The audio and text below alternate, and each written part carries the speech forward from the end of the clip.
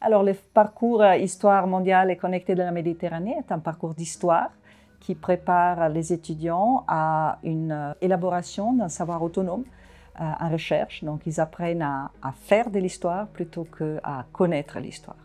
Et ça les initie donc à la fois à la recherche, à l'enseignement, à la conceptualisation de leur savoir.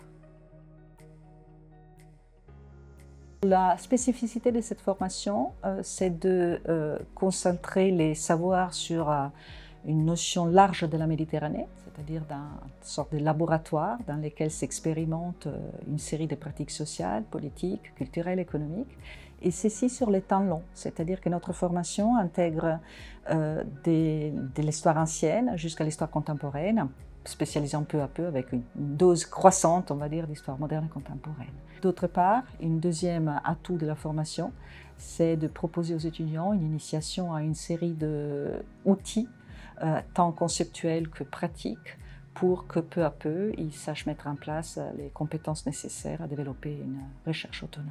La formation spécialise les étudiants progressivement. Après un premier semestre qui est entièrement mutualisé avec les deux autres parcours, il y a une série de cours de plus en plus spécifiques à ce parcours qui porte sur la Méditerranée au sens large et donc une Méditerranée globalisée.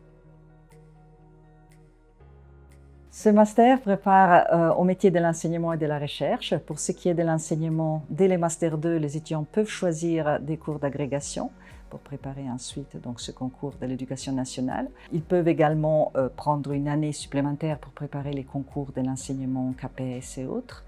Donc ça, c'est pour le volet enseignement, c'est la débouchée principale auquel nos étudiants se consacrent. Mais à côté de cela, il y a aussi une possibilité de continuer les recherches en doctorat, voire de s'initier à des compétences plus spécifiques pour passer une série de concours. Je pense à la valorisation du patrimoine, à la documentation, archiviste, etc. Nous demandons aux étudiants d'avoir une licence, préférablement en histoire ou comportant une partie de cours importante en histoire. Je pense notamment aux étudiants qui viendraient de parcours langue et civilisation étrangère. Nous leur demandons également de préciser dans une lettre de motivation, vraiment dans ces cas des parcours qui ne sont pas vraiment d'histoire, vraiment de faire l'effort de nous expliquer pourquoi ils souhaitent aller dans ce parcours-là de master, quel est leur intérêt pour cette formation.